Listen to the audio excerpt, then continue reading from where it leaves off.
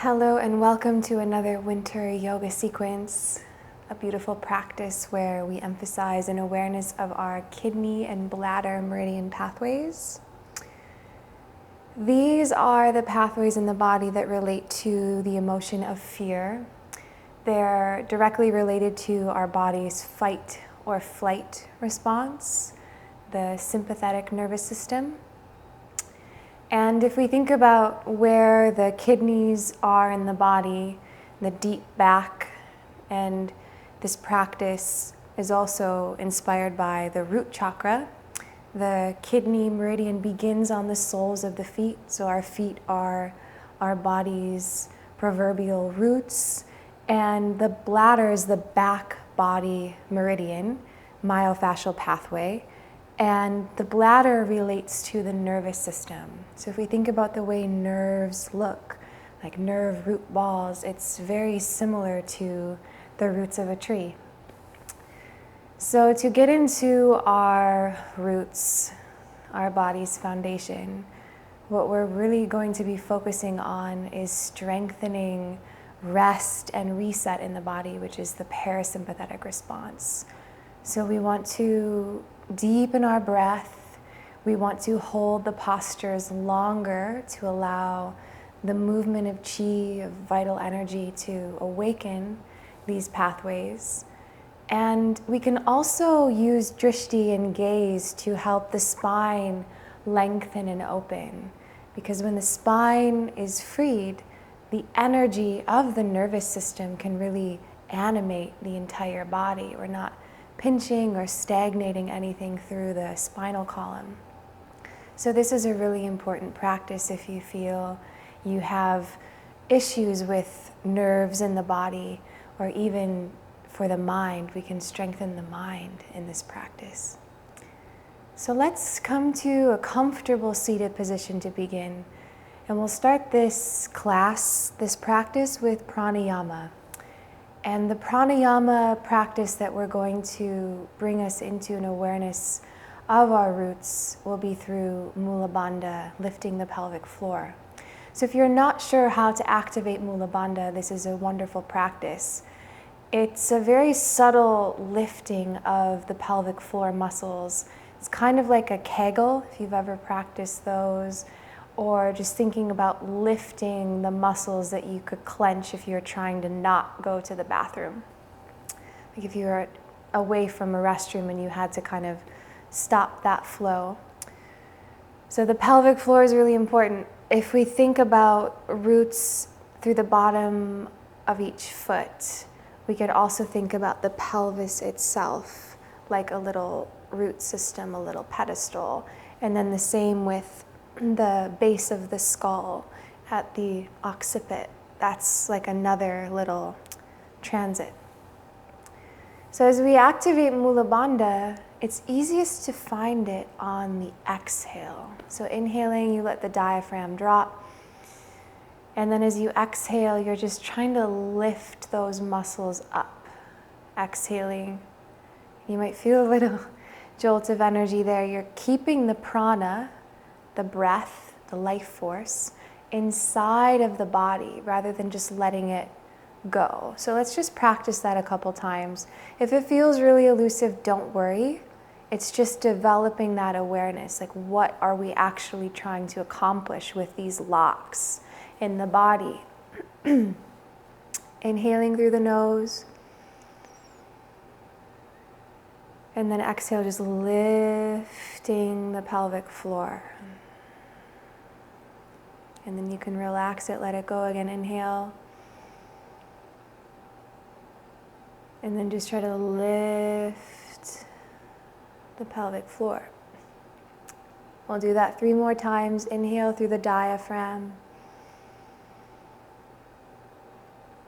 Exhale, engage Mula Bandha.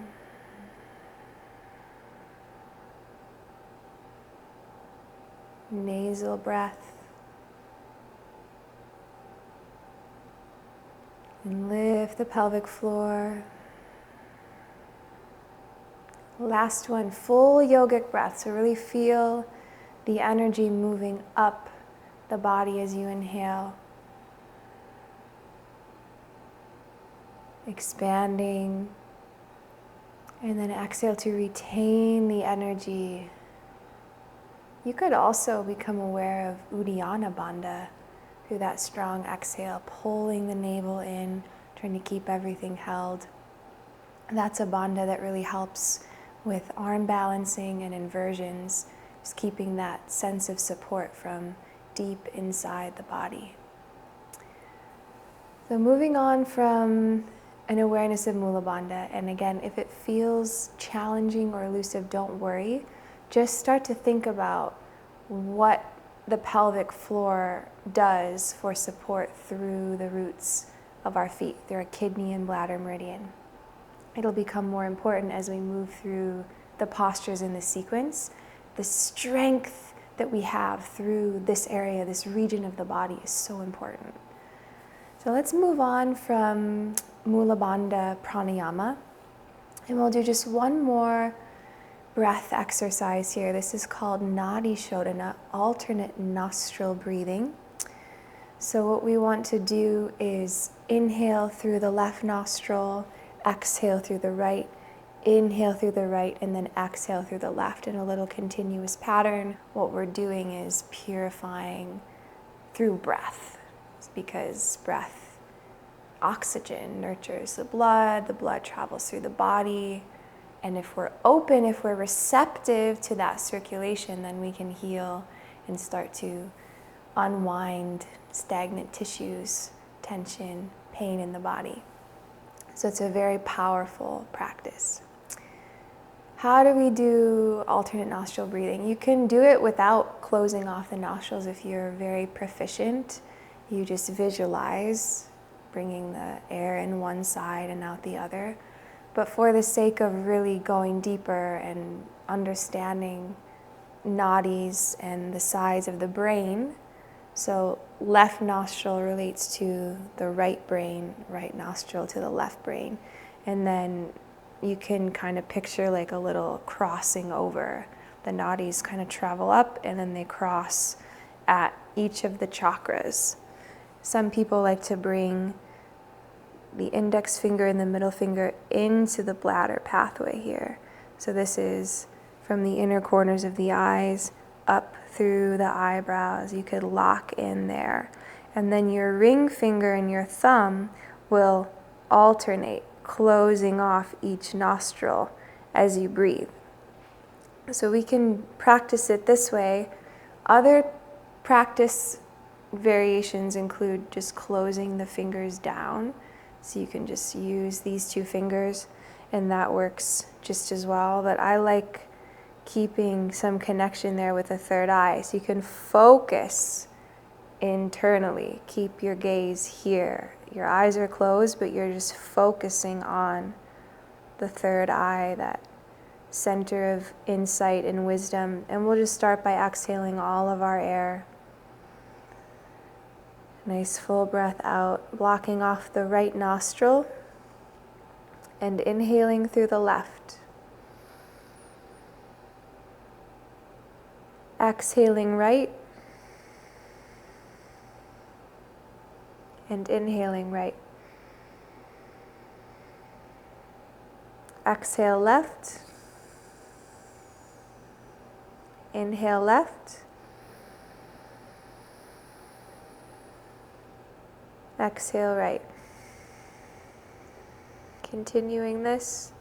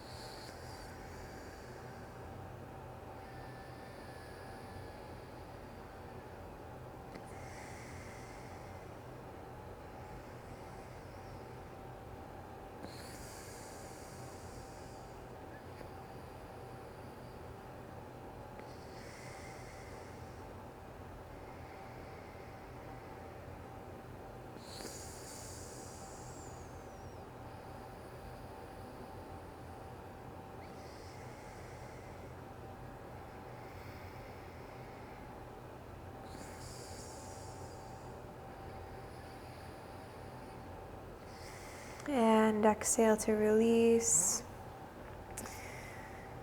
Another note about the nadis to purify the nasal passageways and then extend prana out through the body. It starts with a foundation of health through the inside. So what we eat, how well we're sleeping, our stress levels. So if you want to internally purify the lungs, then getting rid of mucus causing foods in the diet is the first step. So eliminating dairy and cheese and those mucus producing foods that really constrict the movement of prana in the body. And then eliminating really fatty foods that burden the liver and can cause gastrointestinal upset because the diaphragm is connected to the liver. So we want to make sure that the flow of qi is really smooth and uninterrupted. And finally, eliminating stress and sleeping well helps us focus our mind and our energy so that our poses become deeper over time because we know how to direct our energy through drishti and meditation. And that's what's going to help us transcend the mind chatter of every day that kind of pulls us different directions. So prioritizing your yoga practice and starting the morning with meditation, pranayama, clean diet.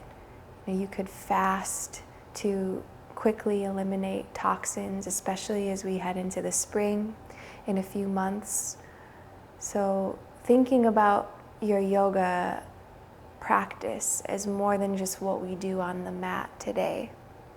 Thinking about you as a yogi, transcending limitations and stepping into your power just through awareness by becoming more present.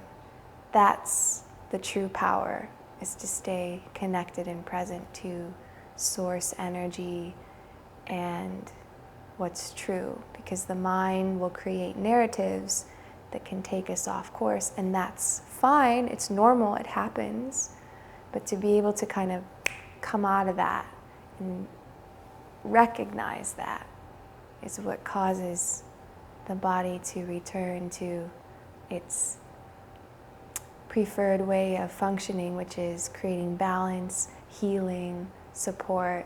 The body knows innately how to be in this world, but we are the ones who, through our mind, are going to take it off course. So I hope that helps you understand, too, the importance of taking yogic principles off of this mat and into the world at large. But enough about that. We want to practice some postures, too, to move the energy. But let's just finish our pranayama sequence with a dedication. I like to dedicate this practice to my teacher, first and foremost, for showing me this amazing way of being in the world through yoga and medicine. And finally, to all beings everywhere. May this knowledge bless and heal everyone who's ready. So we'll finish with the Sanskrit prayer, LOKAH, SAMASTAH, SUKHINO, BHAVANTU. It's in the description box below if you want to follow along. We'll do it 8 times. Inhaling. LOKAH, SAMASTAH, SUKHINO, BHAVANTU. LOKAH, SAMASTAH, SUKHINO, BHAVANTU. LOKAH, SAMASTAH, SUKHINO, BHAVANTU. LOKAH, SAMASTAH, SUKHINO, BHAVANTU. LOKAH SAMASTAH SUKHINO BHAVANTU. LOKAH SAMASTAH SUKHINO BHAVANTU. LOKAH SAMASTAH SUKHINO BHAVANTU.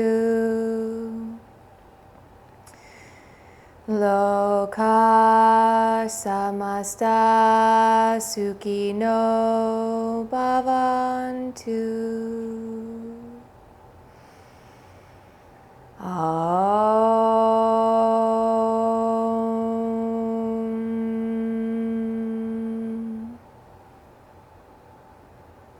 May all beings everywhere be at peace and free.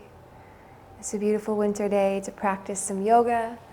So when we come up to stand, let's not come all the way up just yet. Let's just find a forward fold.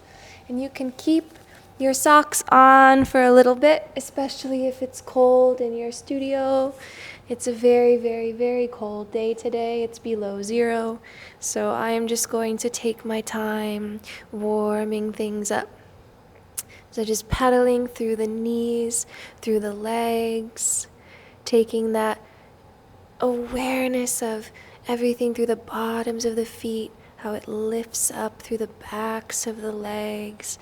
Really beautiful spreading that's happening through the toes. If you know some acupressure points here on the back body, the bladder meridian, you can find them. There's a really lovely point just right at the base of the calves here and more toward the outside edges of the legs. You might massage that. Bend the knees as much as you need to. Another point here, bladder 62 on the outer ankles, the outer sides of the Achilles. I might need to adjust my microphone pack here so that I'm able to show you a little bit more. I'll just take my sweater off.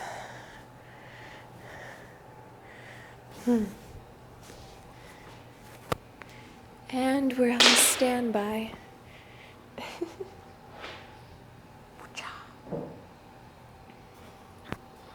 All right, hopefully this works a little bit better for now.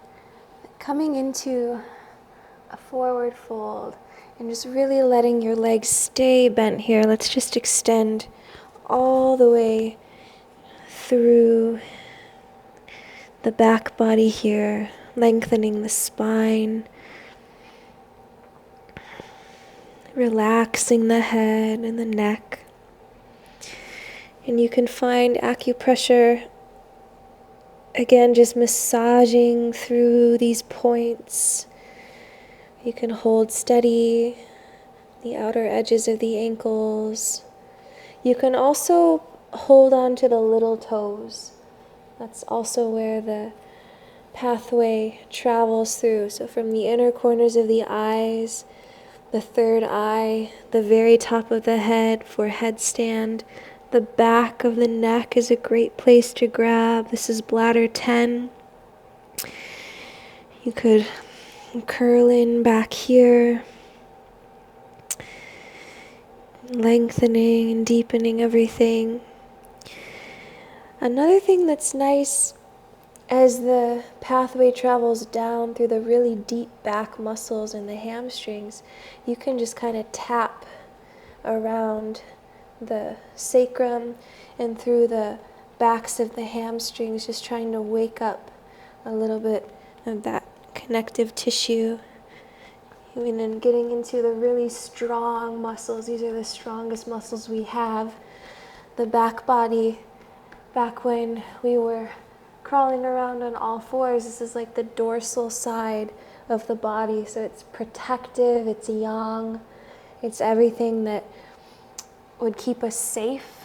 That's also related to that fight or flight response. You can just work on softening some constriction through that pathway. It should feel really good. We're doing more than just opening fascia and muscle packs here. we're also activating the nervous system. So when we stretch nerves, you'll notice sometimes you'll feel a tingling, and that's a normal sensation to feel. The only times that we ever want to avoid going deeper in a pose is if it's a really sharp pain, like a really, jarring sensation. You want to back off of that. And then we can just step back into a downward dog. Let's just open everything up. You can take your socks off too if you want. As we go a little deeper, as we get warmer too, we can take off our layers. I'll just adjust my microphone pack as needed. In this down dog, it's a really deep expression of lengthening through the back body. And you can really sense now how the soles of the feet lift the energy up. You might spread the toes, pressing the heart back toward the legs. And we could deepen our breath here. In and out through our nose. Maybe seeing if you can find the bandhas again.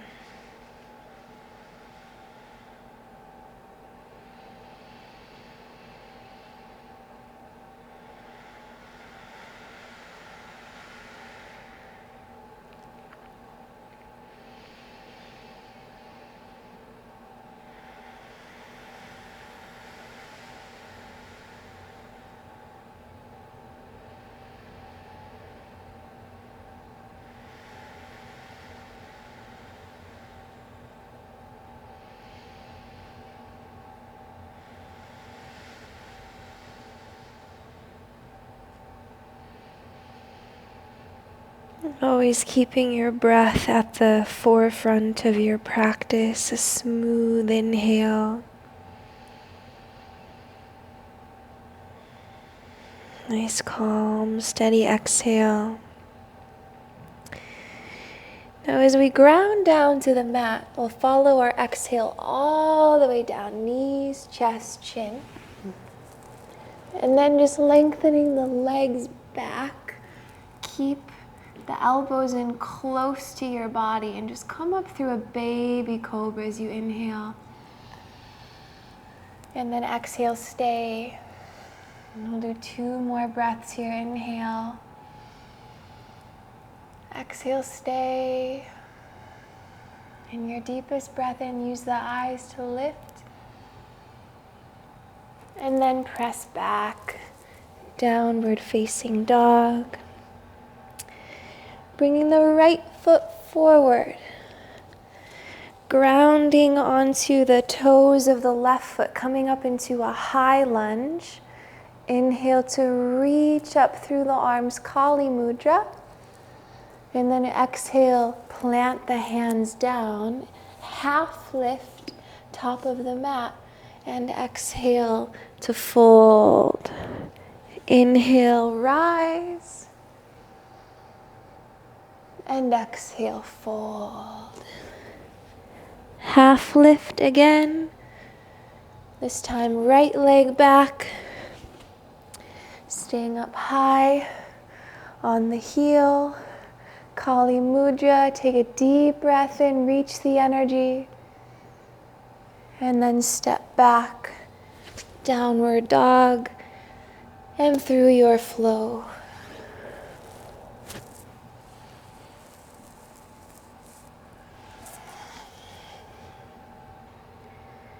Starting in downward facing dog, to really connect with the roots through the feet. You could lift your heels, spread your toes, and try to lift through the pelvic floor a little, engage the bandhas, and see if that helps bring your heels closer to the floor.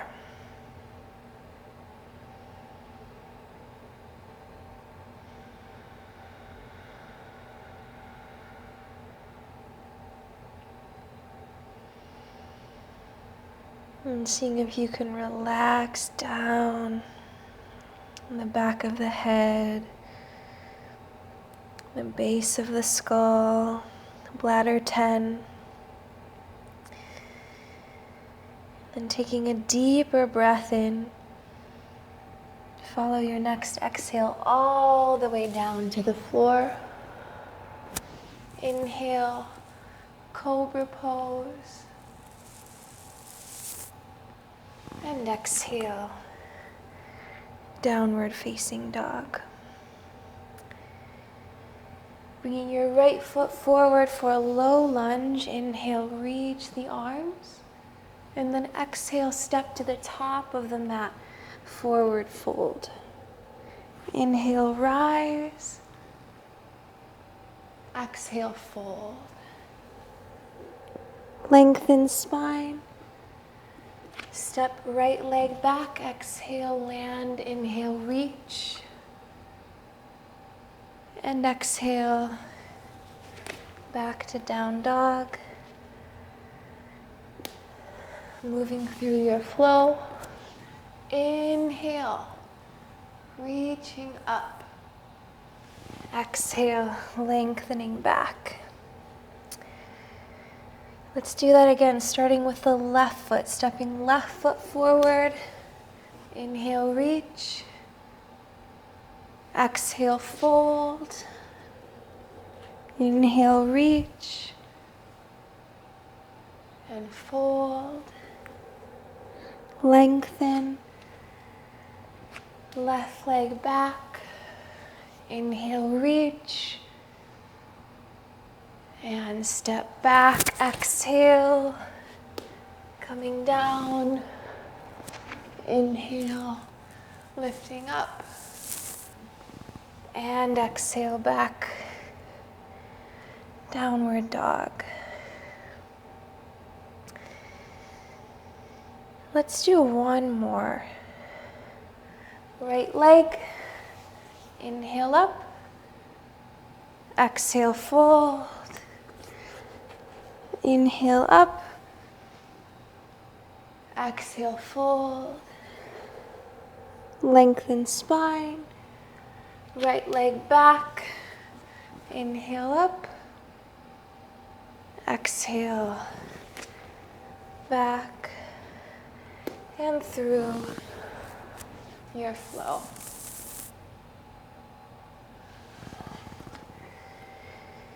And we'll stay in down dog. And going just a little deeper.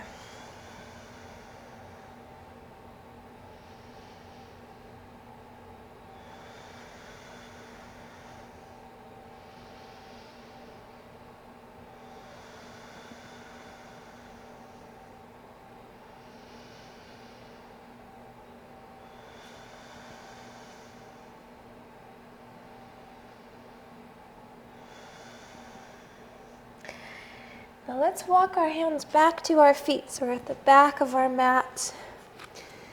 We just warmed up with some sun salutations. Now we can go even deeper into our forward fold. So bending the knees graciously, maybe reaching around the backs of the legs here. You can hook in through the heart Meridian pathway in between the arm bones here and the little nook of the funny bone. You could continue to massage on bladder 62 or at the base of the calves, following the pathway up. You could use some of that connection with fists, moving the energy energetically, maybe through the sacrum. Let's just stay here for some deeper breath. Really try to go inside and lengthen this pathway from the inner corners of the eyes, between the eyebrows, the crown of the head, the back of the skull, the nape of the neck, down along the sides of the spine, the deep back, the hamstrings, the calves, the ankles, the Achilles, through the little toes. Maybe activate some energy through the little toes.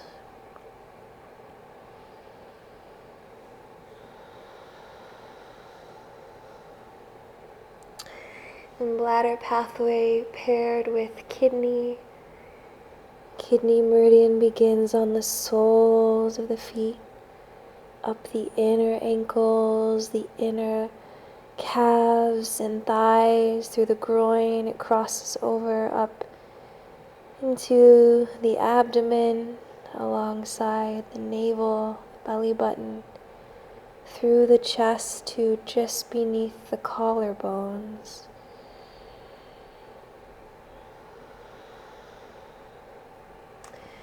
When you release, just come on to your tippy toes here. Let's bring the arches of our feet to touch here. A little stretch for the toes. A little variation of goddess pose here. Trying to work a little bit more into the pelvic floor, lifting, spreading the energy. Maybe you can sense if you feel any tension through a toe or something like that. Maybe try to direct your energy there. If you know the meridians, and we'll come onto our knees here and just connect the toes together and just come into a child's pose for a moment, just to really ground and nurture this pathway.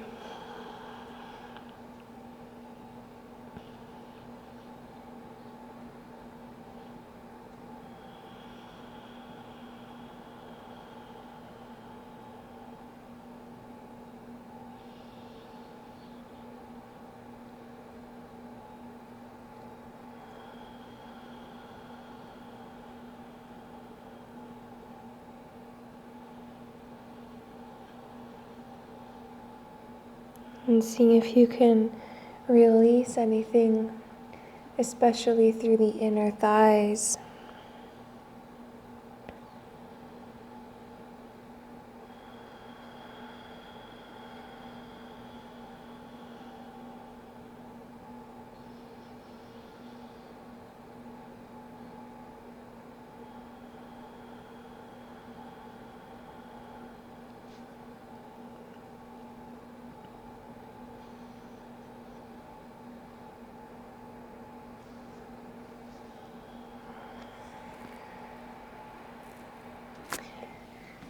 And then release downward dog. Stepping left foot forward, low lunge. Let's go a little bit deeper here into a twist. So we're going to move some energy from the side body now. Inhale the right arm up. Exhale, twist. Try to connect your right shoulder to the outer edge of your left knee. You can stay here, extending through the arms, keeping the right knee on the ground.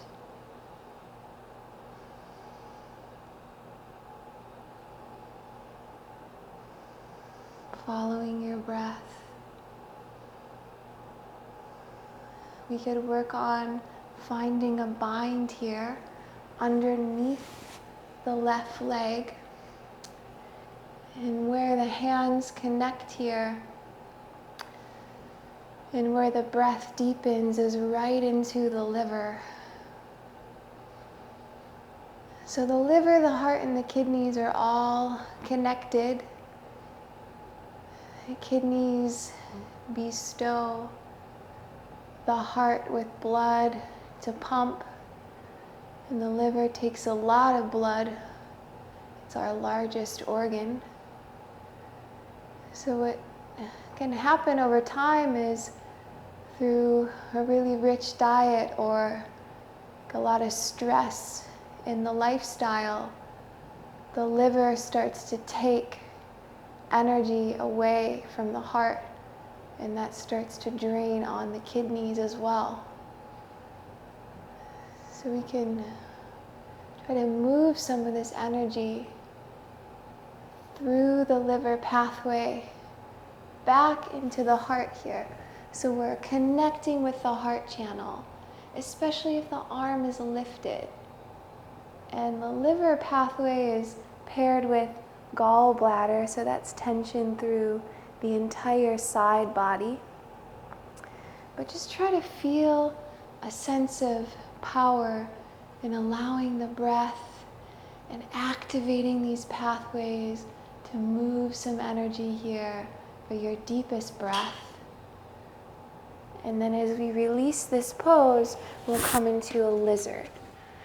So coming on to the bottom of the left foot, walking the right knee back, and we'll plant our forearms down here.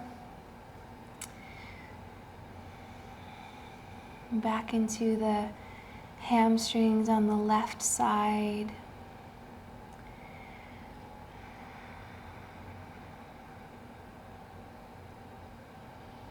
And try to hug the left knee into the left shoulder a little bit. Maybe bring the chin into the chest.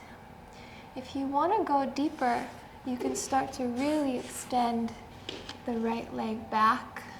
And you might feel a lot of sensation through the back of the left leg. Maybe bring the thumbs into the third eye there and nurture that bladder pathway, the back body channel.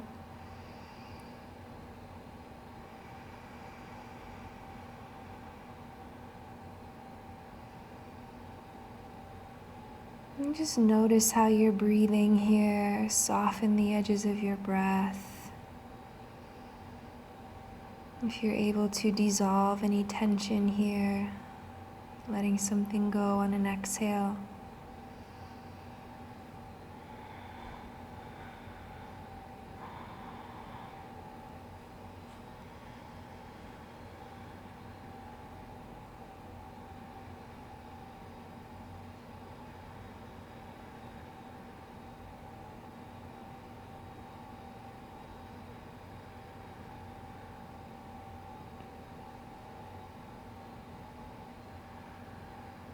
And when we're ready to release, we'll come back, plant the hands under the shoulders, and step back to hold a plank. So now we're firing up the front body, stacking bones. Again, thinking about foundation in the body. This is the front body, spleen, stomach, dealing with muscular integrity. The spleen is what's holding everything together in the body. So just try to hold as long as you can, keeping your face really soft. Try not to grit your teeth or clench through your jaw. Just feel that deep well of strength through the navel.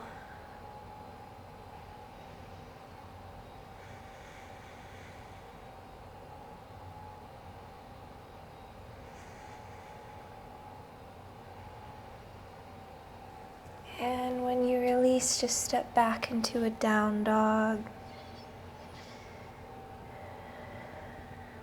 Coming through your flow as you're ready.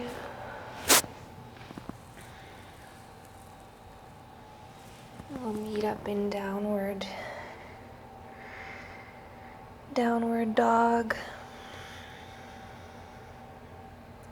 Deep breath.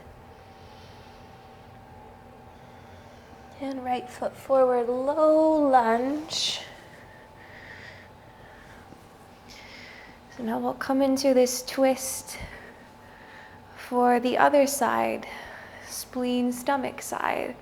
So reaching left arm up, exhale to twist, guiding your arm to the knee or shoulder to knee.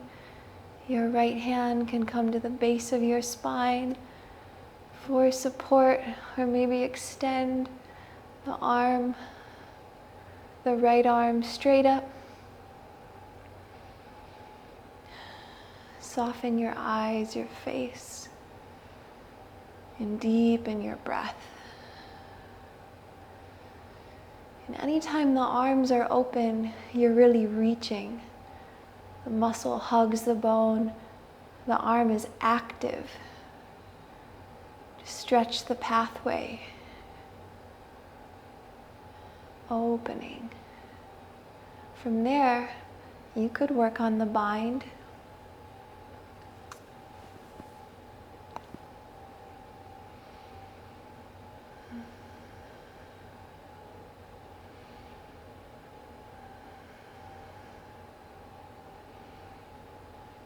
And then keeping your breath, notice what you feel.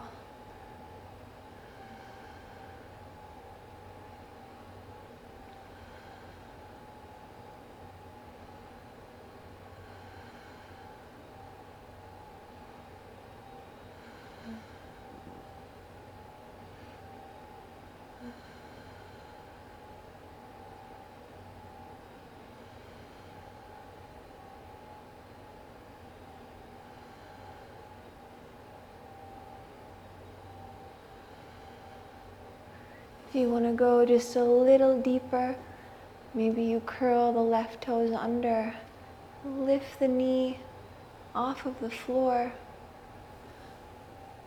with or without the bind.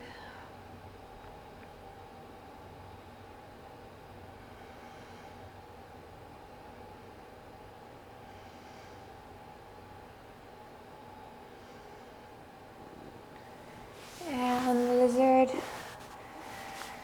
Try to keep the right foot flat to the floor, walking all the way back.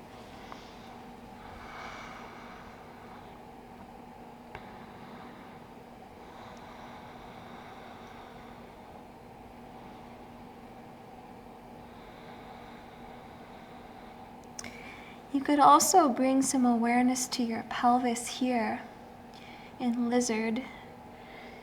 And try to tuck the tailbone a little. See if that helps stretch anything through the deep back, that pathway there, the bladder channel there. Sometimes if you have a lot of scooping happening in the low back, it affects the spine and posture, and this forward neck posture that we kind of get into, looking at devices and everything, just thinking about opening up through your spine. And everything else, the legs and the arms, are just some support here.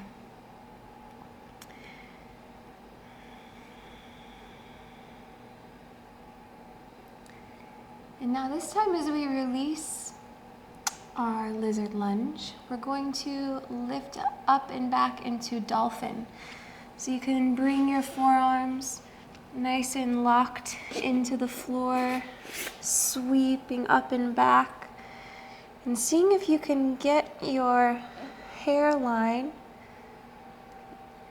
to the floor here. And coming back in through the bladder pathway, the backs of the calves, spreading the toes.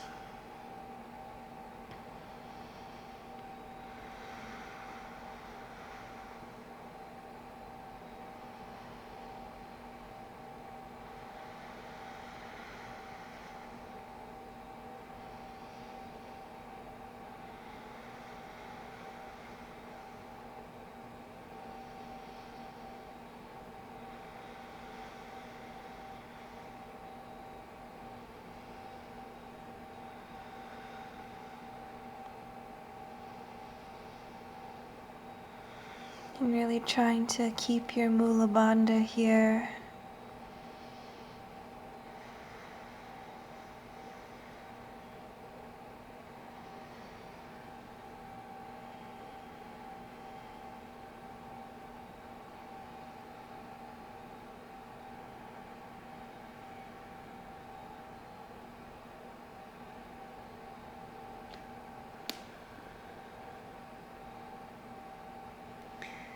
And just holding as long as you can.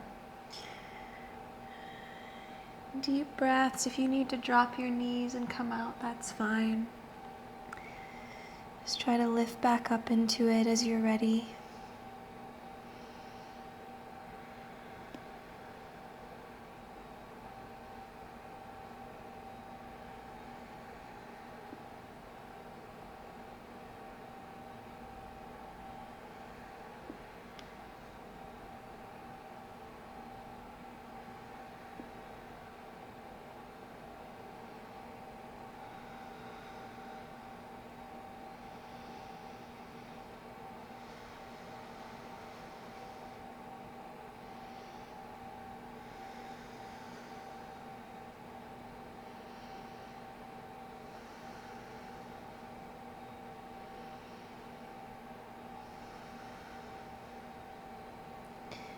And we'll come down to our knees. And we'll come into a camel pose now as a little bridge posture before the next grounding series. We'll do some more work with our feet. Coming into camel with an awareness of our kidneys, and the pathway travels up to just below the collarbones. So you can try to think about allowing the kidney channel to lift and spread, and then we'll keep our toes tucked under and spread the plantar fascia and the soles of the feet for kidney 1 opening here. And just bringing your awareness again back through your pelvis. You can bring your hands to your low back for support. Engage your glutes and your hamstrings a lot. Everything on the back body engaged. And then reach back. Deep breaths.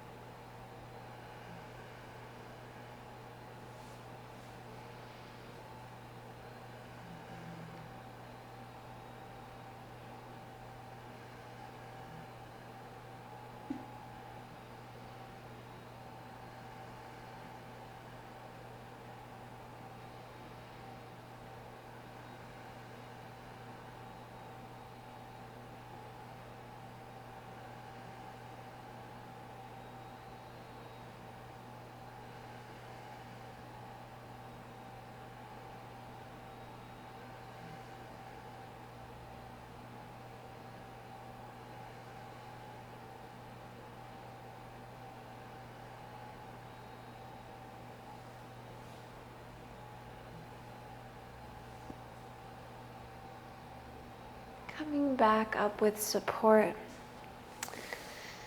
and just sitting back with hands in lotus mudra, just to receive the energy.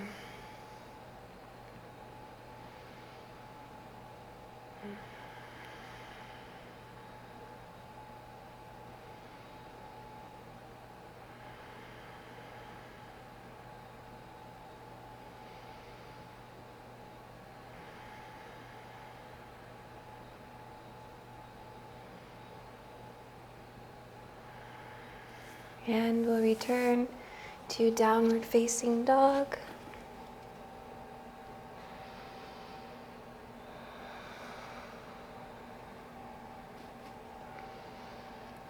Bringing our right foot forward and opening up Warrior 2.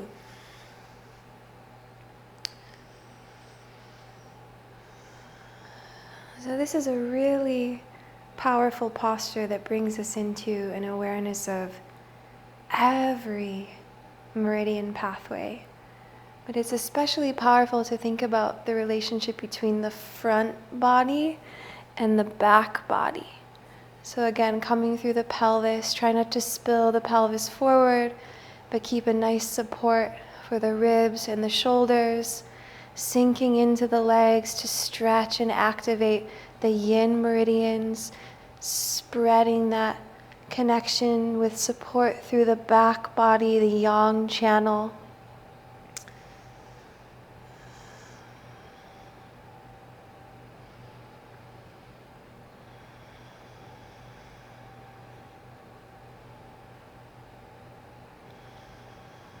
And the arms, again, are active. Think about spreading energy through your fingers. You can also press out through your palms.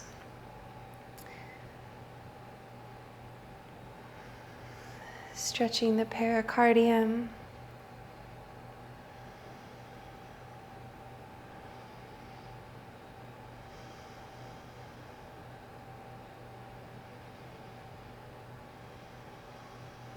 Just sink as deeply as you can. Stay there in the legs and then reach back. A really deep breath in, and then lengthen your right leg as you reach back up, paralleling the toes. Make sure that both feet arrive in the same plane, and then we'll bring our hands to our low back. A deep back bend here. Reach the heart, squeeze. And now fold.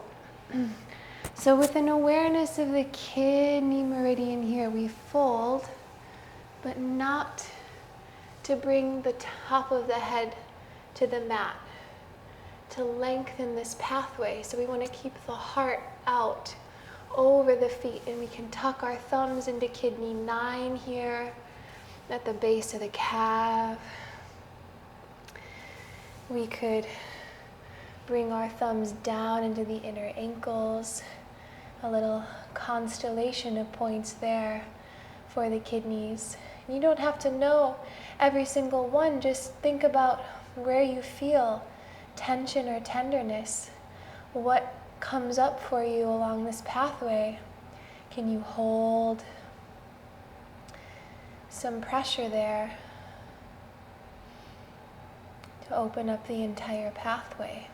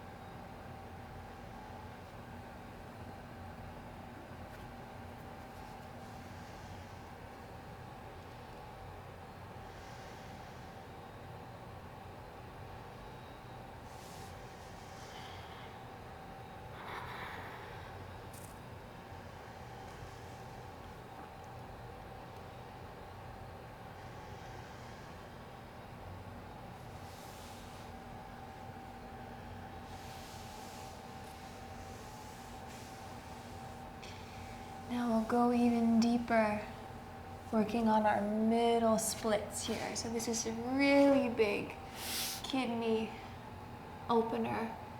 You don't have to go all the way down. Just start to sense the spreading of this pathway up the soles of the feet, the inner ankles, the inner calves, the inner thighs, through the groin, up the navel, the top of the chest to the collarbones. You could also visualize the kidney organs in your body, the deep, deep wellspring. Kidney essence is called Jing, the vital essence, the force of life in the body, the blood.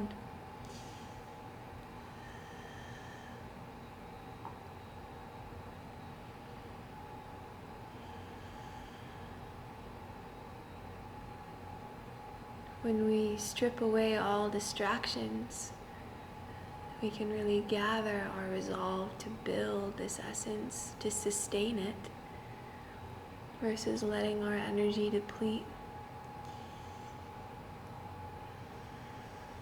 This is why holding the postures longer and the practice of yin yoga can be really powerful.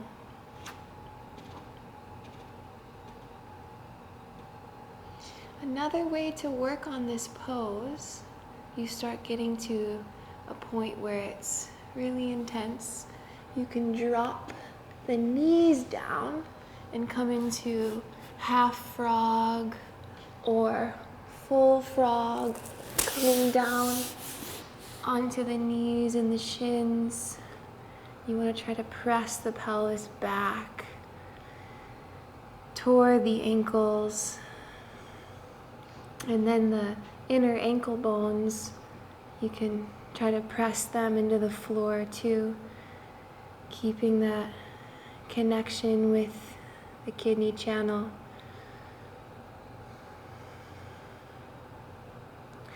Another way to practice this is, instead of going the long way on your mat, where the stickiness, the grippiness prevents us from going deeper, we could set this up on the floor. And then as we go deeper, the knees will start to slide out to the sides. So this has a lot to do with letting go. And trying not to grip or resist, but just allow.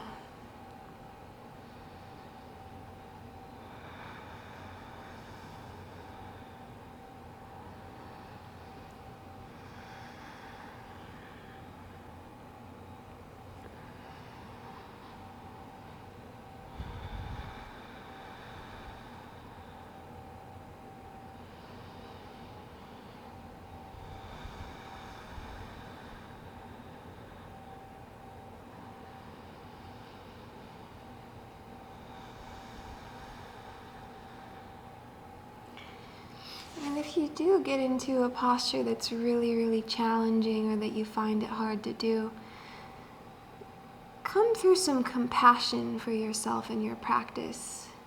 And rather than feeling like you're not good enough, just know that this entire practice is a journey, and we get better every time we come to the mat. But that's not the goal.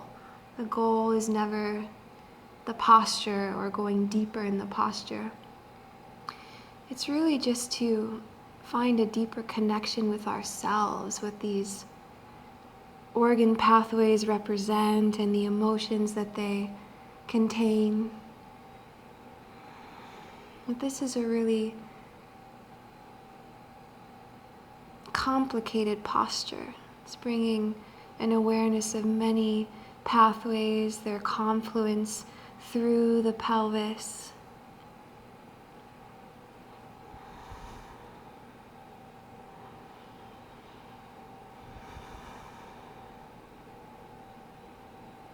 Just see if you can stay where it feels a little uncomfortable or scary for 10 breaths.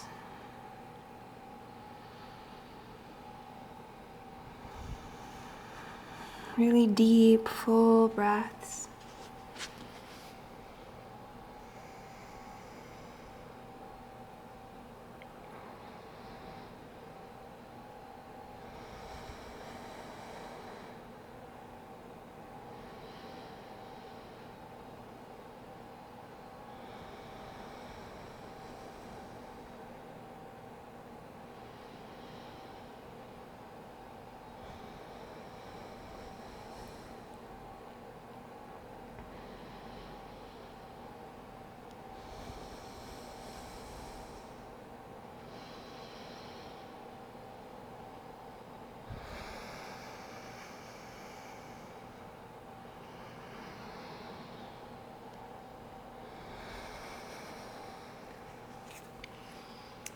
are ready to come out, the easiest way is just to bring your feet closer together. Press yourself up. Then you're in more of a child's pose. And you can start to slowly bring the knees back underneath you.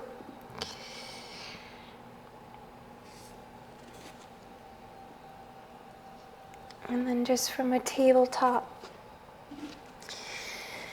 press the pelvis back toward the heels, keep the toes tucked under, and just bring the forehead to the mat for a couple breaths.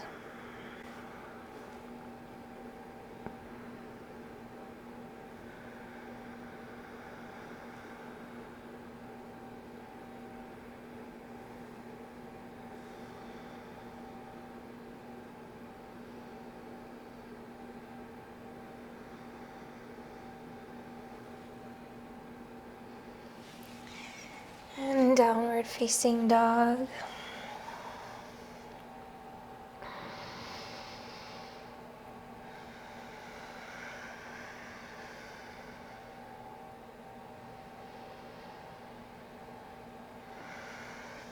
Bringing your left foot forward and setting up warrior two.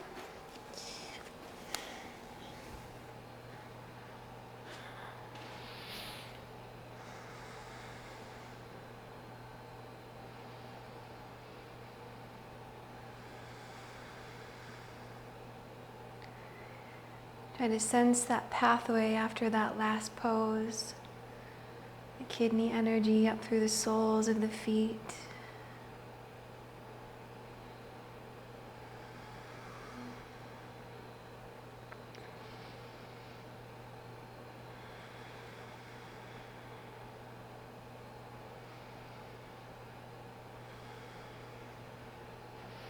You can activate the arms again, pressing out through the palms.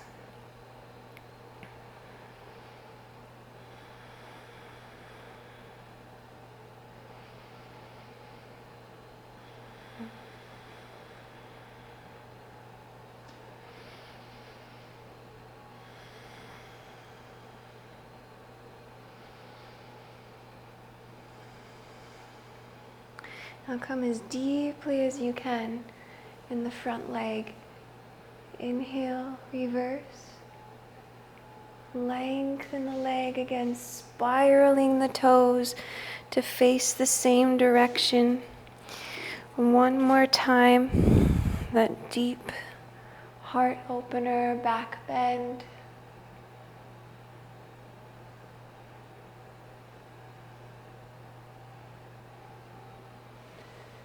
And now as we fold, we'll come more into the bladder pathway. So working to bring the crown of the head or the forehead to the mat. Massaging back in through this deep back channel.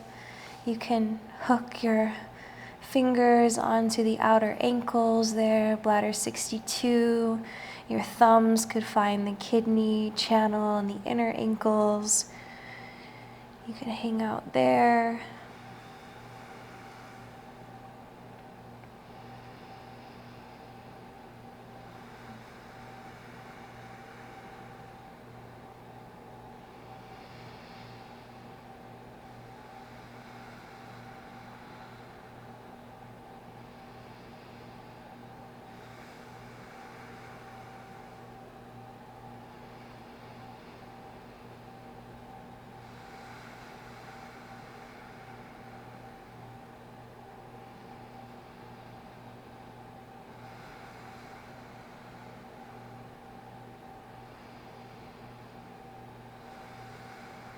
This is also a really great place to go upside down. You come onto the crown of your head.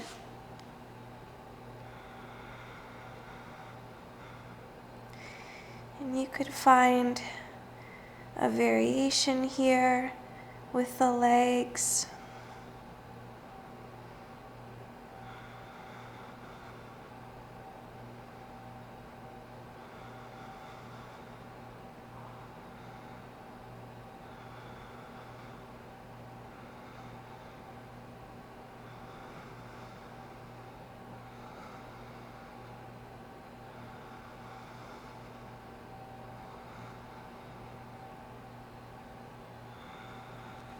And when you're finished, we'll walk the feet in a little bit closer. We'll come to the back of our mat. And this first posture in this next sequence, this balancing series, will be pyramid pose. And we'll start on the right side. So stepping the right foot forward. The setup through the feet is a lot like warrior one. And just stepping as far apart as you can still keep your left leg strong and grounded. You don't want the heel lifting up, and you want the toes out at a slight angle to make this leg even stronger. If the foot is too parallel, it's a little too wobbly to find balance. You want your heels to be about the width of your pelvis, bending your right leg as you come down. Pyramid pose is a really intense lengthening of the entire back body. Seeing if you can round your chin into your chest.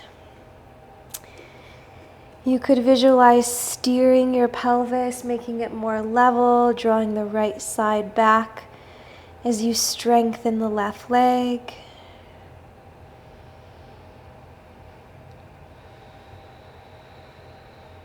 And as we go deeper, the spine begins to round. We're pulling our chin in toward our chest, drawing our forehead toward our knee.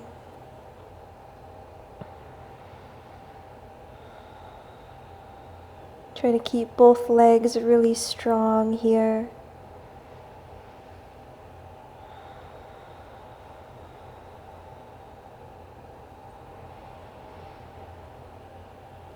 If you know some variations, you can add them, maybe reaching around for the back of the left calf, trying to go even deeper.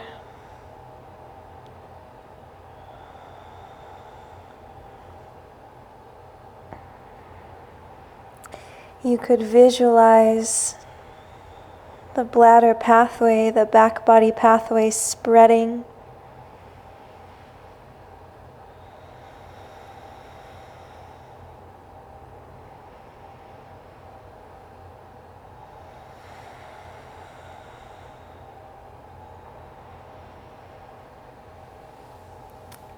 Now we'll come into a little shift here, coming into the right leg to balance. We're going to bend our left leg, reaching our left fingers for the inside of our left foot. So this is sugarcane Ardha Chandrasana, a little variation. So now we're back through the kidney pathway, the inner leg, the soles of the feet.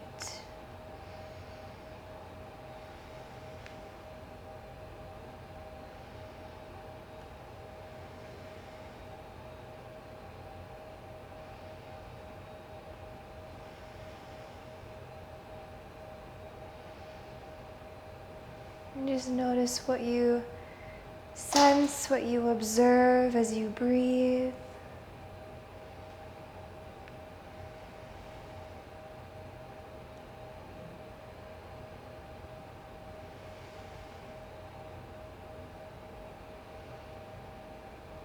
And then we'll change by bringing the left foot all the way up to the top of the mat, coming through a strong lizard now.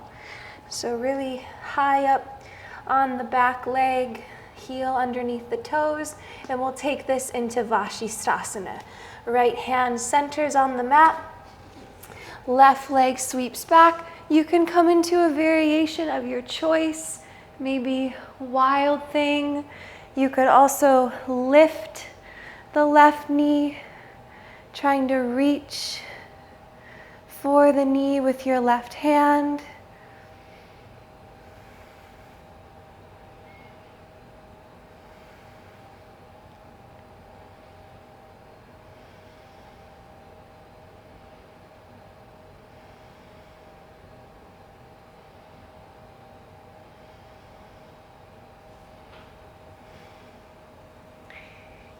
And as you follow your breath, exhale to come down through your vinyasa.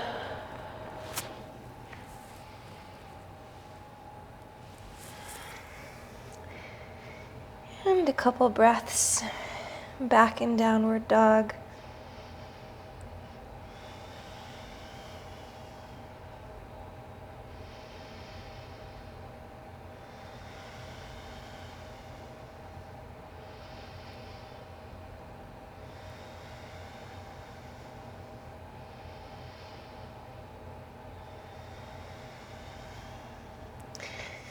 And walking the hands back to the feet, making our way up, breathing in and out, mountain pose. And setting up our pyramid posture on the left leg, right toes kicking out. See if you can lift and spread your toes a little bit here, even before you go down. Articulating through the bottoms of the feet. Energizing the toes. See if you can trace that connection up the legs.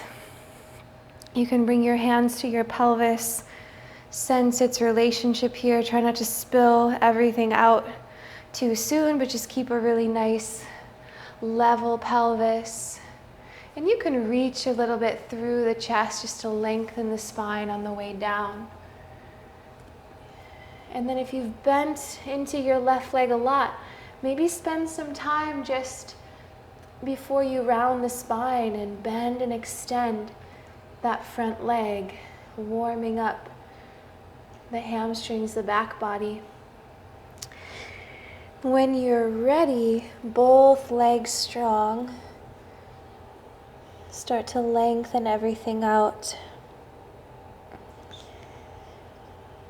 Start to round the spine, coming in toward the left knee or the left shin, maybe.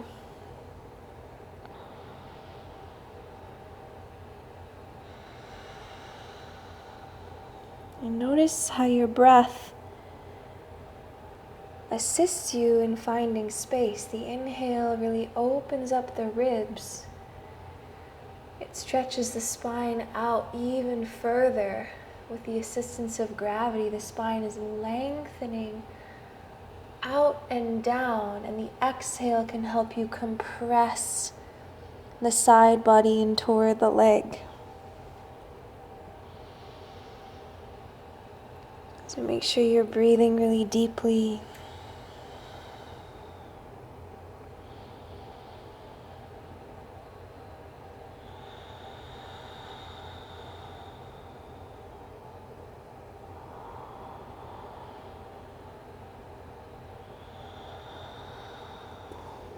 If you'd like to add a variation here, you're welcome to. Otherwise, just stay 5 more of your deepest breaths.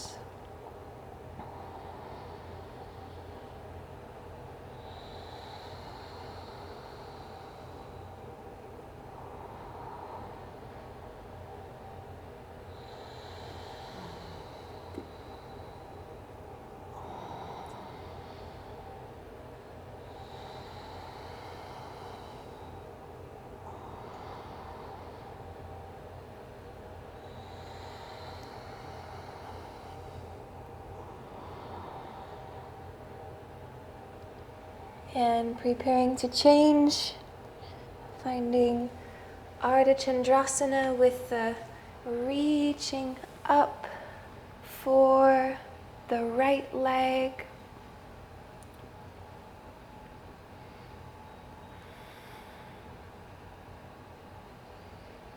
And really feeling through the kidney pathway now.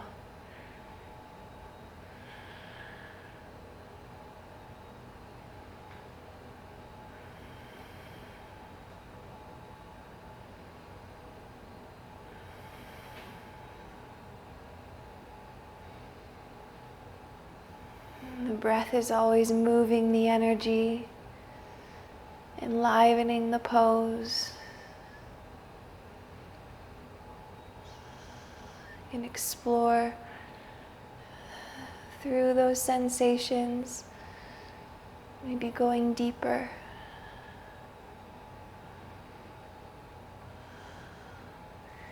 And we'll land lizard lunge, strong lizard lunge, right foot forward, left leg way back. Set it up, feel the strength through your arms, pressing the mat away as you shift into the left hand alone. Find your variation. Maybe you can go all the way back into your full wheel here, reaching that energy through the heart, through the kidney pathway, the top of the chest, the collarbones, the ribs.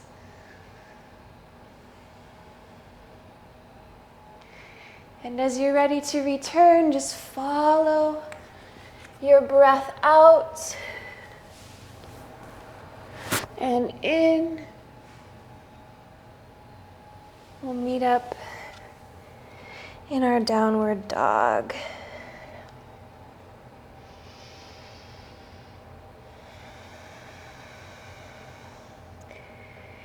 Now this next posture is a really, really deep exploration of the back body.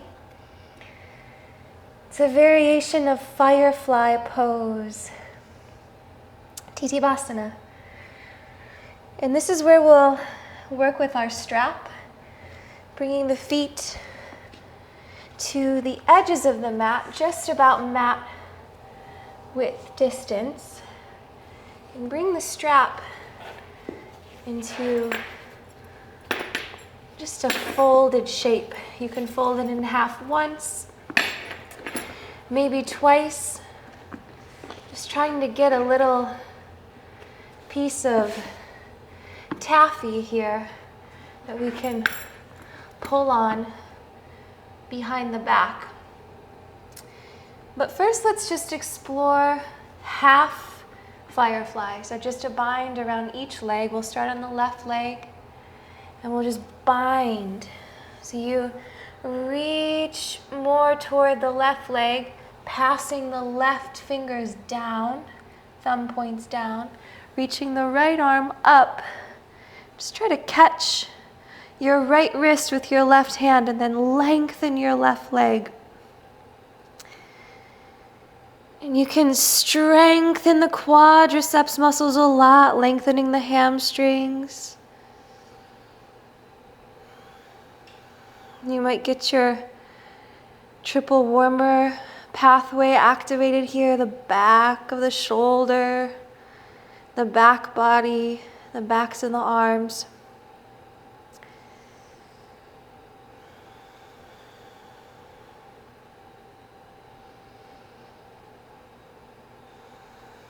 Just try to think about lifting some energy up.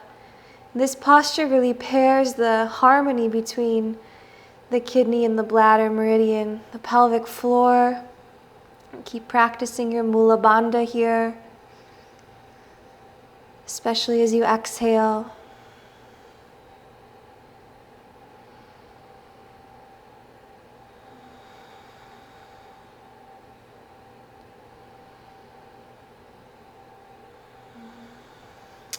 And release. You can come into a little half lift here and just bend and extend each leg. Just really feel the striations of hamstring muscle kind of pulling through the pelvis. And we'll go into the other side. Catching the left wrist with the right fingers and then lengthening both of the legs out. It feels good to twist the spine here. And taking a peek out underneath the left shoulder, working a little bit more of the triple heater and gallbladder pathways there through the side of the head, the ears. Just moving some of that energy.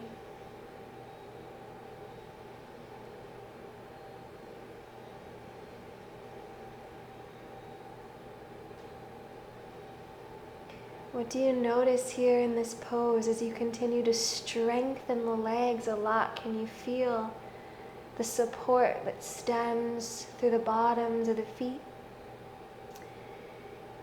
up the inner legs, that's kidney pathway, up the backs of the legs, strong bladder pathway.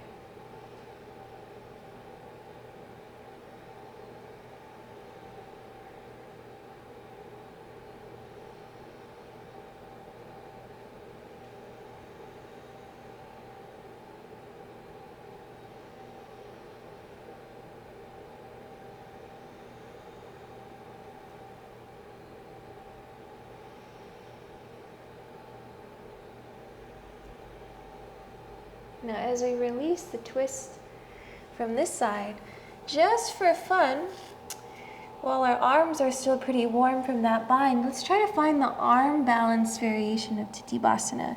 So we'll do this twice. This first variation, you can try to keep your arms a little bit more like in a chaturanga and try to reach the legs out more parallel to the floor. So hugging the elbows in, just reaching that energy out through the legs.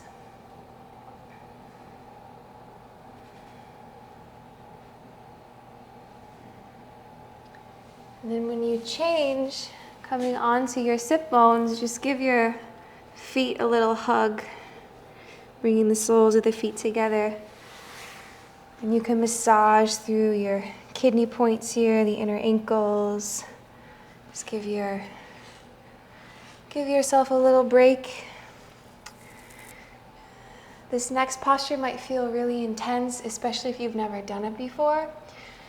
Don't worry so much about going really deep or trying to lengthen the legs all the way, but try to connect with your pelvic floor. So really pulling the belly in, the navel up, and then adding the final bandha, which is Jalandhara bandha, bringing the chin in toward the chest. So we'll set it up. This is where we reach for our strap.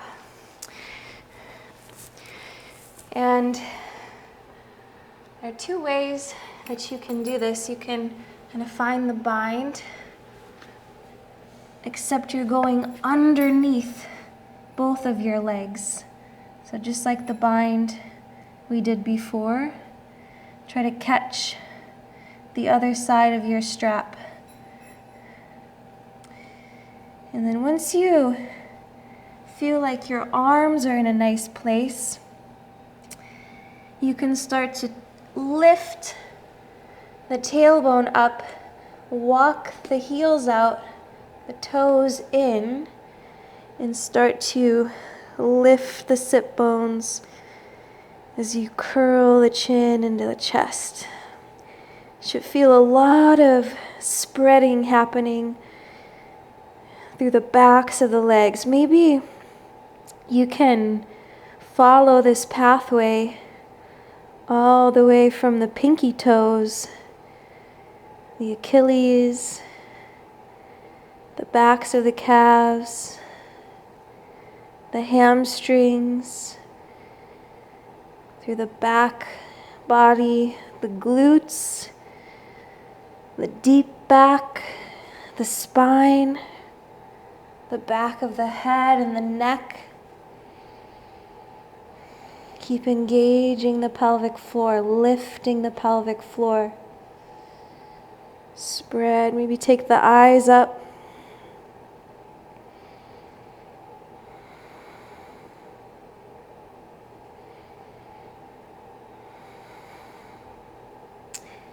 And release. Coming out. And you can just come halfway up here, bring the feet a little closer together. You can sit back in that goddess variation or malasana, couple breaths. Moving the energy.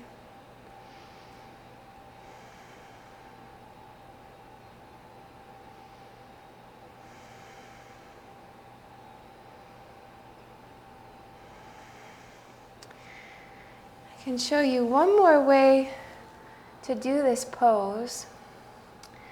It's a little easier than trying to bind underneath both of the legs. You're just going to reach around behind the knees and find the back of your head. So this is called stork.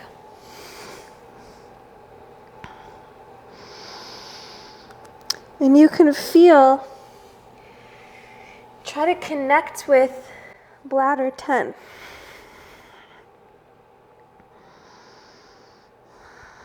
This brings it a little bit more into the muscles of the deep back.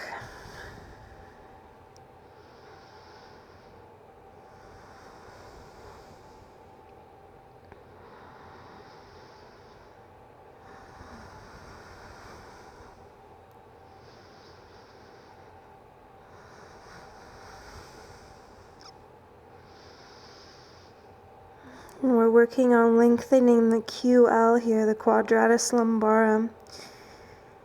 And that's a muscle that's really deep. It affects posture and pelvic tilt, and also the placement of the rib cage. It can pull on the rib cage and affect shoulders. I'm just trying to lengthen and stabilize these deep foundational muscles. That's really the main practice in working with kidney and bladder. It's very foundational strength, which is so important. You can spend a little time here too, just pressing on some points, any that you know. You could spend some time massaging any tenderness, any tension through this long pathway, this strong yang pathway that really keeps us safe. That's the energy of fight or flight. But a lot of times we manifest fight or flight and we're not even really in danger, just like the stress of being in our head or dealing with modern society. So I'm just trying to really lean into winter's energy, going deeper, releasing some of that resistance to change.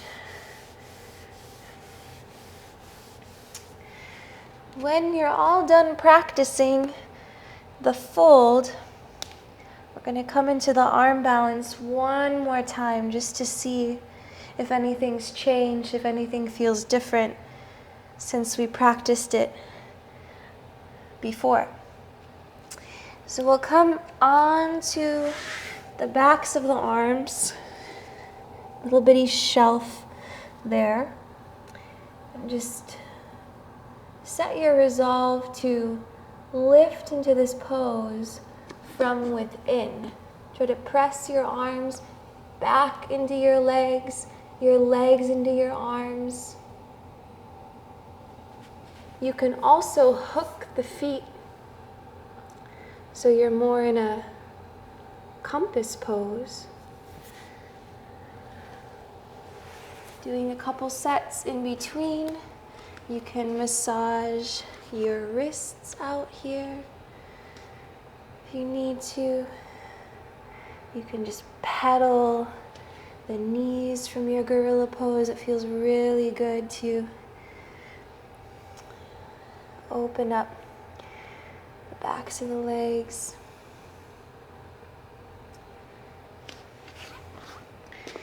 Do it just one more time. You might fall back. That happens a lot. It's totally okay. Just try to think about lifting through the pelvic floor and lengthening out through the legs. And then one more time, gorilla pose, spreading the feet over the hands.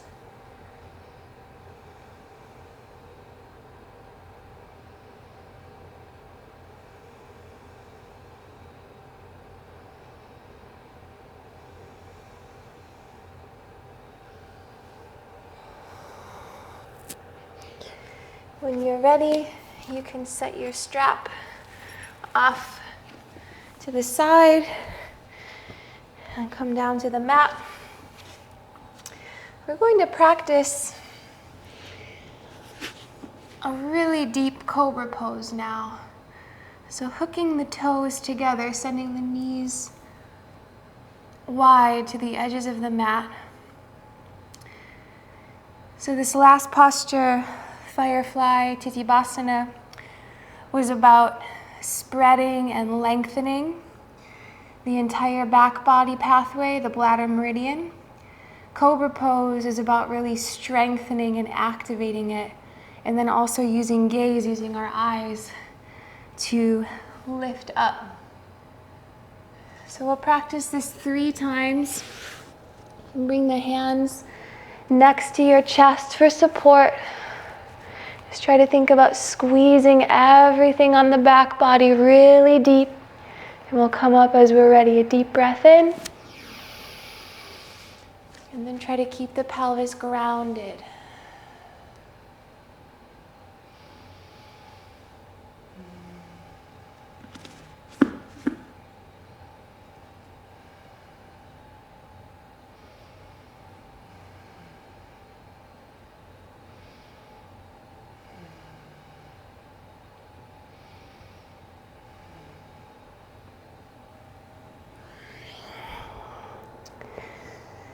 You can release,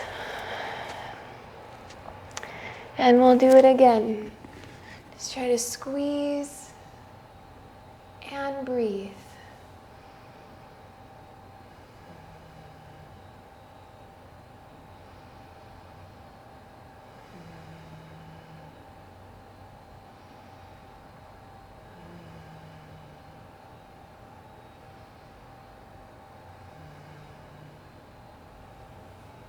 Last time.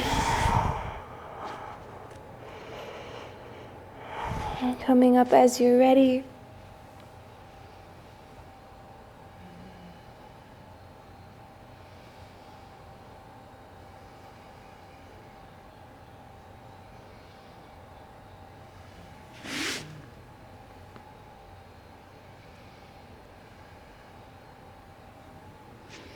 And release. You can sit back on your feet now, broken toe pose, going really deep into the plantar fascia. And just feel the spreading happening. Reconnecting with breath.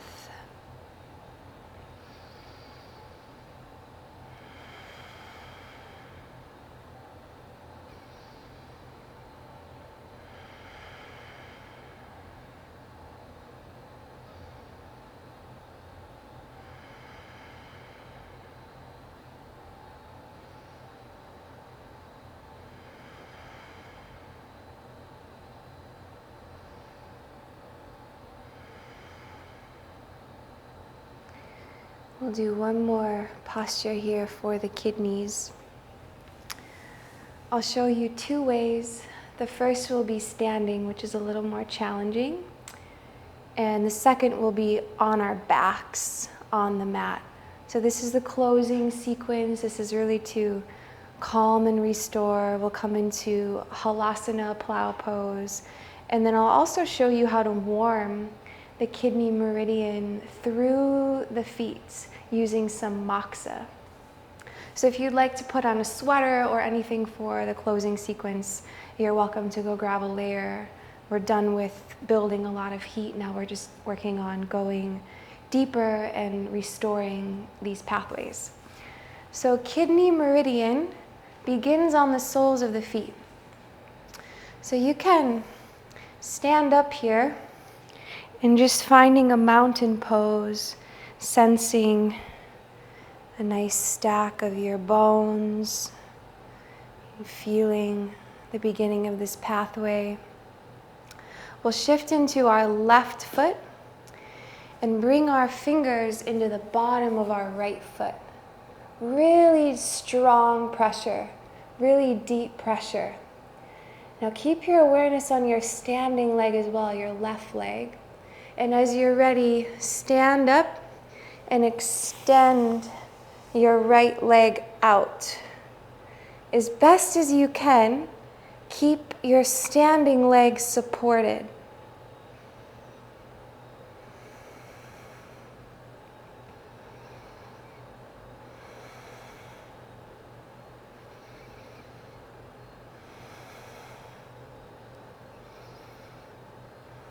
When you're finished, you can come into a tree, pressing on the kidney pathway, the right foot coming into the inside of the left leg. Try to level the pelvis out here.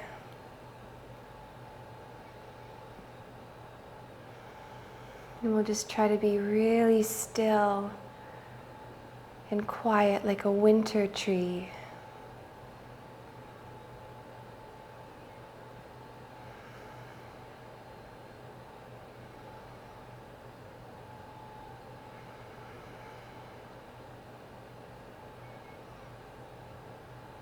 Even just the power of really deep breaths to restore and heal the body.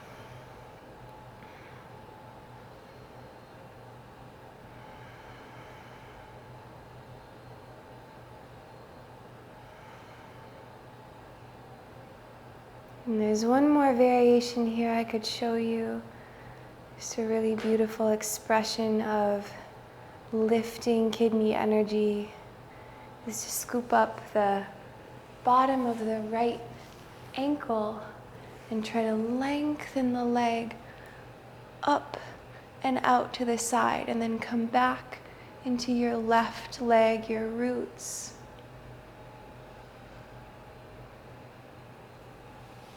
And change.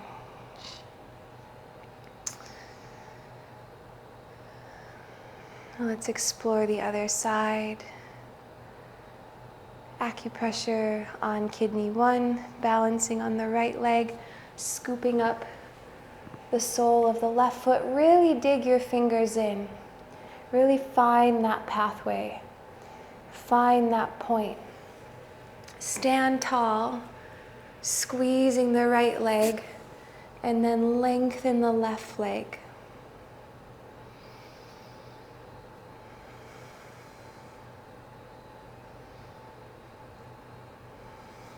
Using your breath.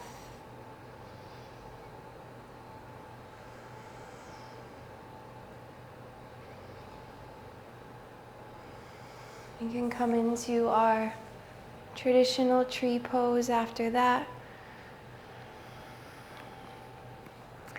If you'd like to find some acupressure on kidney 27 here, just below the collarbones.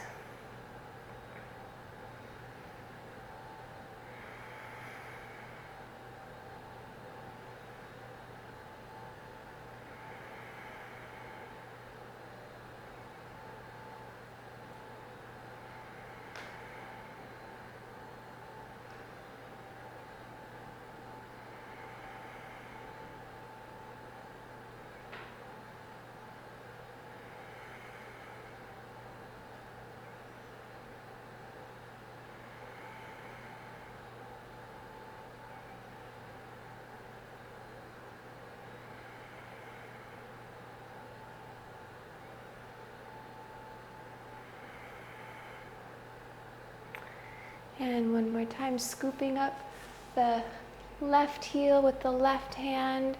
Just try to extend everything up and out. Keep the right leg strong too, reaching the energy.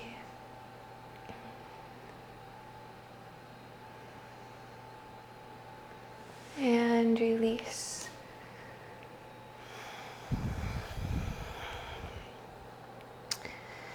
So now we'll come down to the mat. And this is where you're welcome to wear a sweater or a wrap.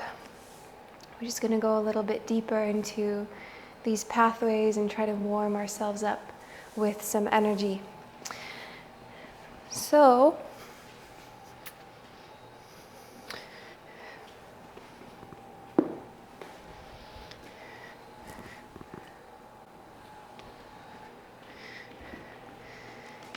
if you don't have moksha, you can either skip this step and jump ahead, enjoying a longer shavasana. If you would like to do that, just practice your plow pose, your halasana for 10 to 20 breaths. You can pause this video or fast forward ahead to when we practice it all together.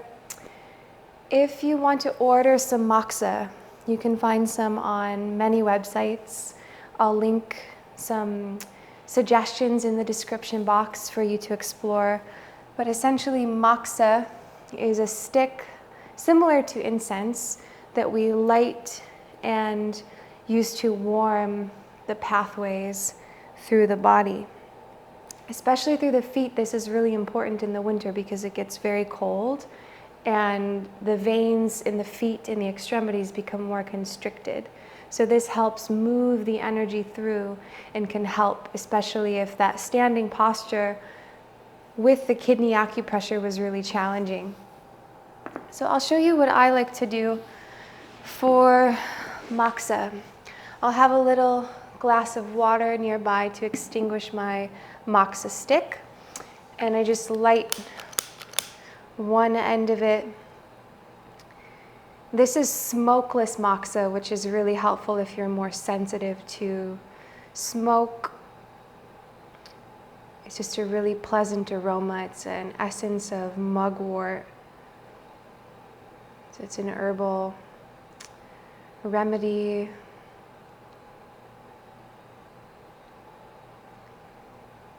You're just waiting to get a nice even burn so that it will continue to heat as you move it around through the pathway. So we'll warm the kidney pathway, starting with the sole of the foot, working our way up. We'll go all the way up to the inner ankles here.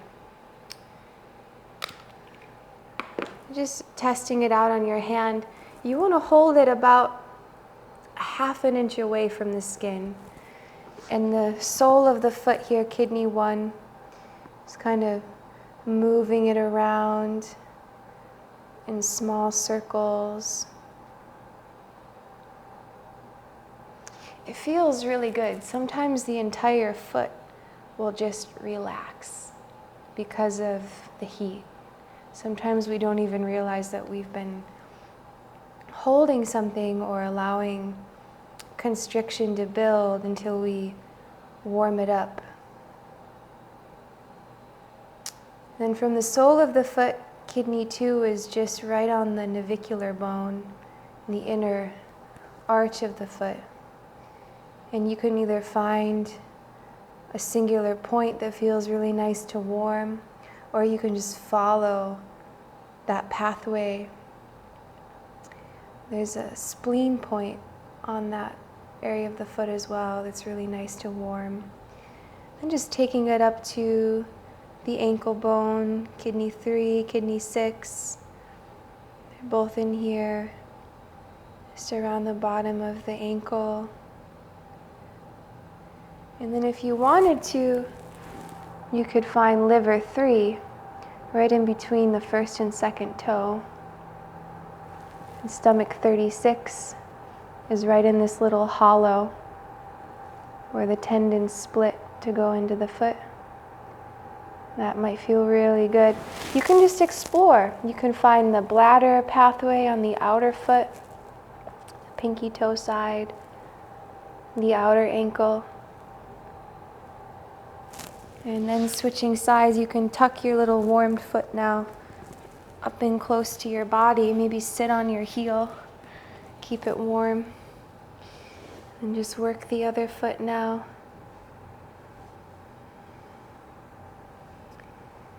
It's nice to have a little dish nearby too. You can kind of ash the moksha if it gets close by, or if it gets close to needing to ash at all.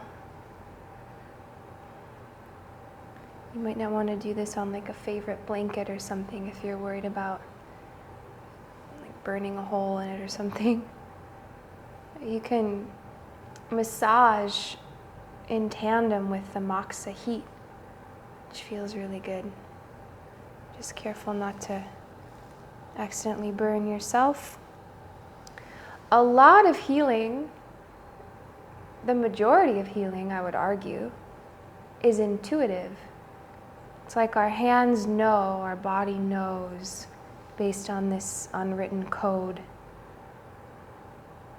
And I've been reading a really fascinating book called Energy Medicine that talks about the frequency of healing and the frequency of the heart, and just allowing ourselves to be guided by that wisdom that's really seeking to create harmony.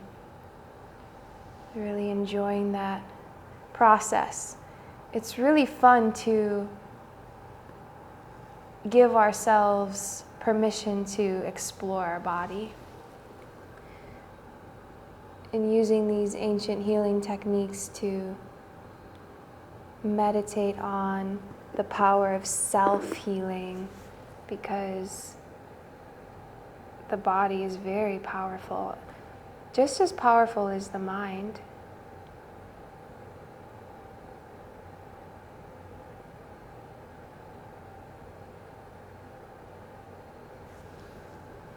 And spend a little more time.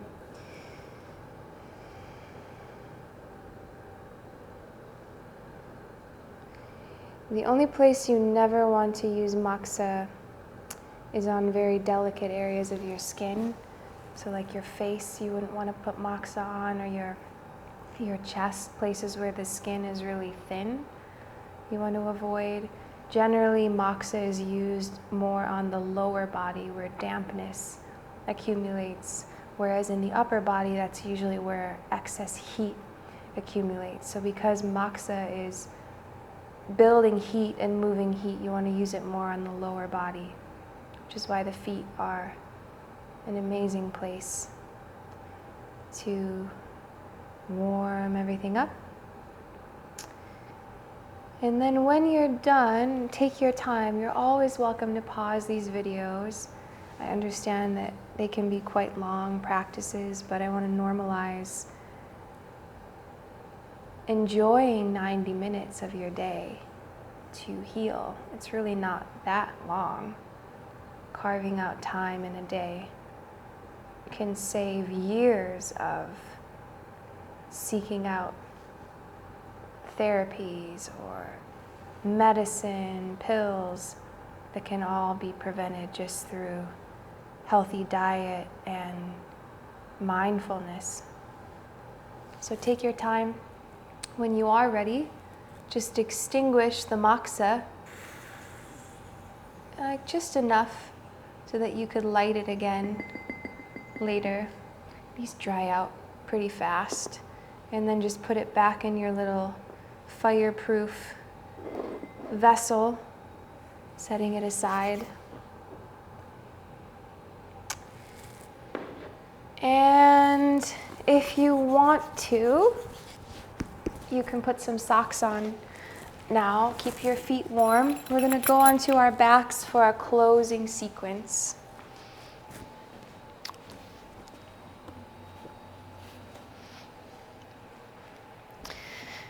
So I'll show you halasana. So with a bolster for support, this can be a really wonderful pose to spend a lot of time in, especially if you have insomnia or trouble sleeping. You can practice this pose before bed, and it will just help calm your energy and just really bring you down. These are all really grounding postures, the root chakra. So practicing an inversion before bed can really help just bathe in calming and quieting the mind. Excuse me. So to set up a supported halasana, you'll bring your bolster just to the low back, lift yourself up onto it, and then let your legs come in toward your chest as much as you can. You can bend the knees even and just let the feet rest on the arms. So this could be a very supported halasana. If you have it in you and you want to use a little more core strength, you can lift your pelvis up off the bolster and then just walk your hands in to support your lumbar spine. You're keeping your chin connected to your chest, trying to move some energy back through the heels as you lower the tailbone down toward the ground. Feeling the energy really centered in your kidneys, right beneath your hands, and your deep back. And you could watch your diaphragm as you breathe.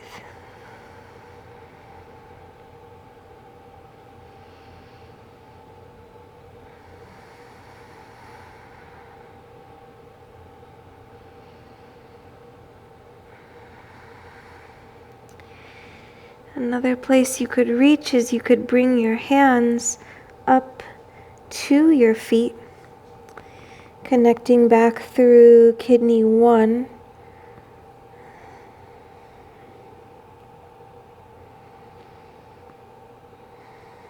Maybe pinching onto your pinky toes, or just sensing. You could bring your thumbs back in through liver 3.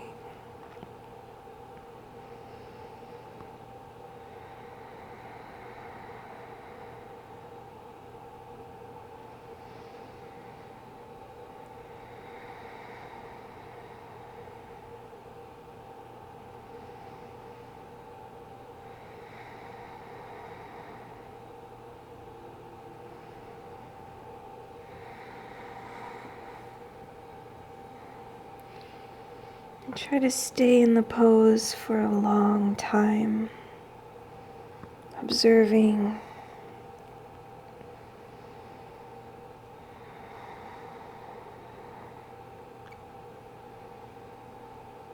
What can you activate, and what do you sense afterwards?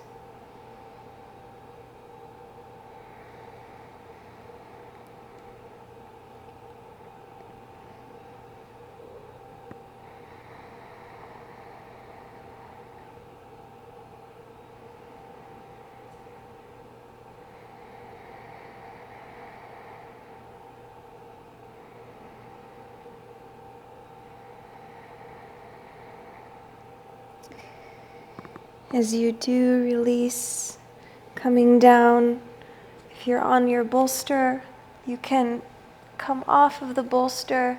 Now we'll come through a spinal twist here on our back. So you can bring the bolster off to one side of your mat. We're twisting to the left first, so bring your bolster over to the left side.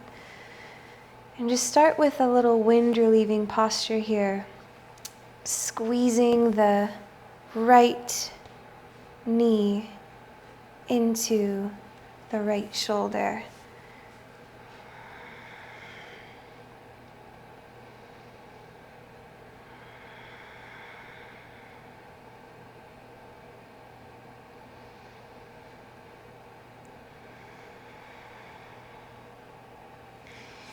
As you twist, let your right shin come over to rest on top of the bolster. Extending your right arm out, palm down to the floor, so you can reach back through the heart meridian there.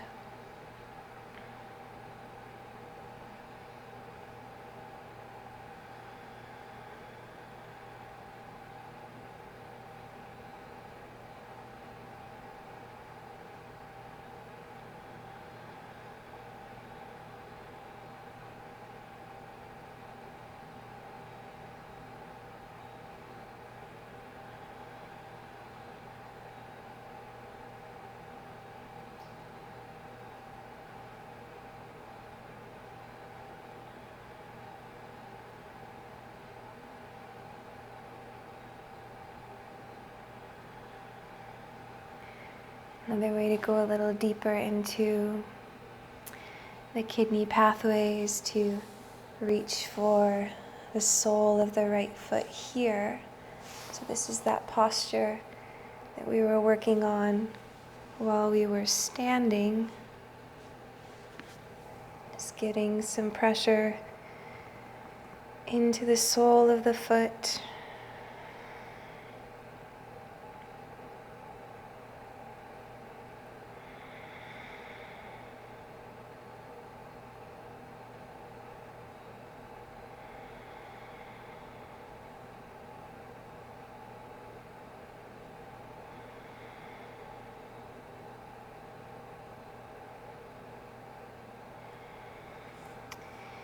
And release. You can bring your bolster over to the opposite side of your mat for your twist.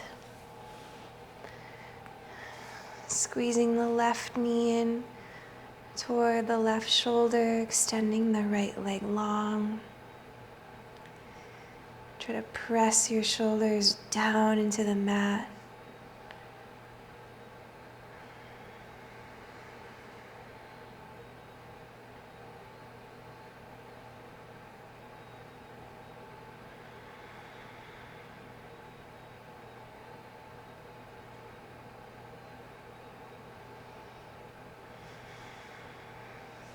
Then drawing the left knee over to the right.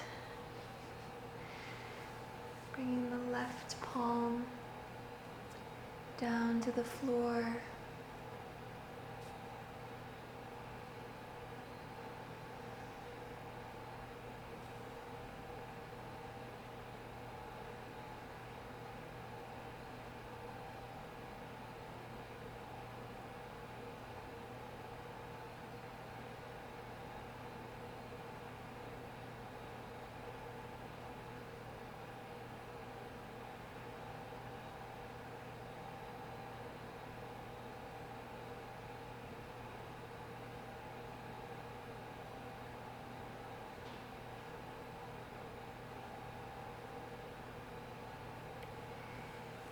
One more time, kidney one, bending the right leg. So foot flat to the floor, reaching in for the sole of the left leg and just try to lengthen as you keep your shoulders connected to the floor.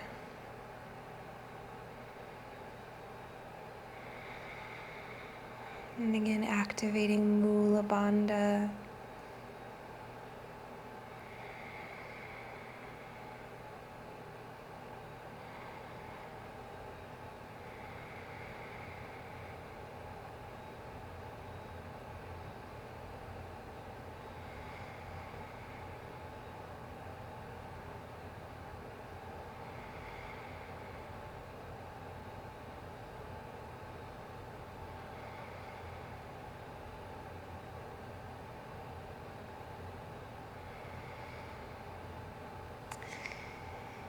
And one more posture here with the bolster under our knees. If you don't have a bolster, you can also do this with a sweater or a blanket rolled up, just so your knees stay a little bit more bent. And we'll just round our upper body over the legs. And we'll find bladder 10 acupressure here at the base of the head.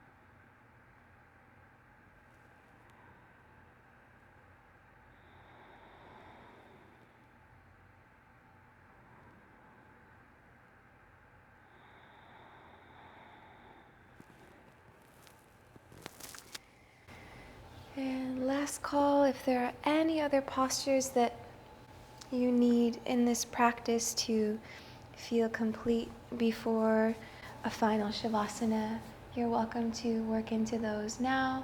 Otherwise, setting up for a really comfortable and generous Shavasana. You can keep the bolster underneath your knees if that would feel good. Otherwise, just letting it roll off to the bottom of your mat so you can connect with your back body here. You can drape a layer, a blanket over yourself, and then just starting with an awareness of the head and the neck atop the pedestal of the shoulders. You might massage the back of the head here, trying to rest it just really neutrally there. Maybe pull the chin in toward the chest a little.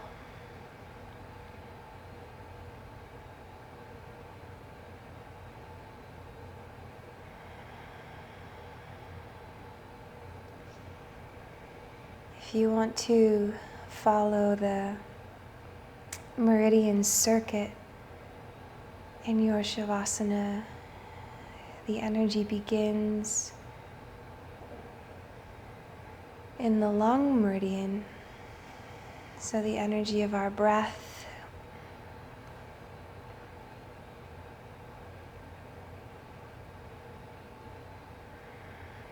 continuously moving energy from one pathway to the next.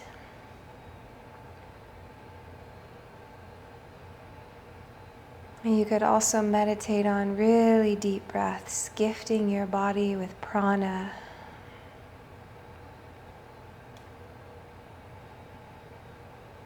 With the support to go deep into your body and heal. Healing and revitalizing.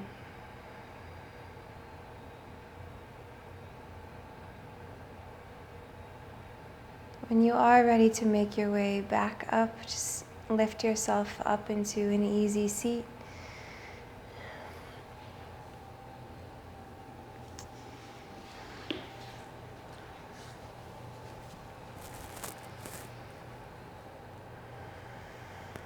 I'm just feeling the spaciousness we've created through this practice, the honor through committing to our practice. We'll just reconnect through one final Om. Send this Om right into your heart center, inhaling to prepare. May